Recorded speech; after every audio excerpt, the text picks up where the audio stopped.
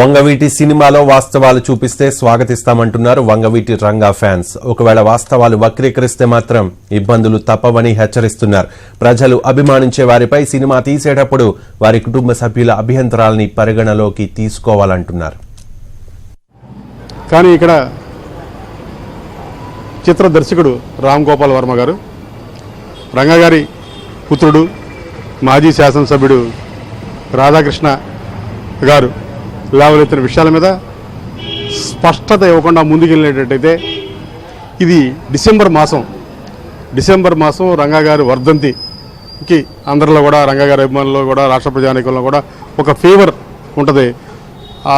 వాళ్ళ మనోభావాల్ని, వాళ్ళ సెంటిమెంట్ని గౌరవించి ఆ సినిమా ముందుకెళ్ళాలి తప్ప ఆ అబ్బాయి లేవనెత్తిన అంశాలని పక్కన పెట్టి చిత్ర నిర్మాణం పూర్తి చేసి సినిమా కనుక రిలీజ్ చేస్తే ఇబ్బందులు పడతారు.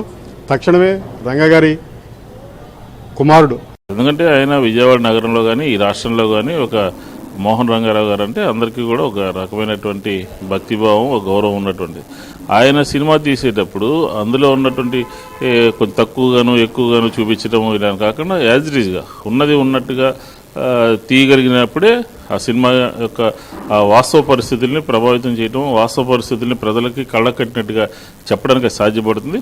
మా యొక్క అభిప్రాయం ఏంటంటే ఖచ్చితంగా రంగా గారి సినిమా తీయటంలో ఎవరికి అభ్యంతరాలు లేవు, కానీ అది ఉన్నది లేనిది ఉన్నట్టుగా చూస్తే మాత్రం దానికి సంబంధించిన అభిమానులందరూ కూడా బాధపడేటట్టు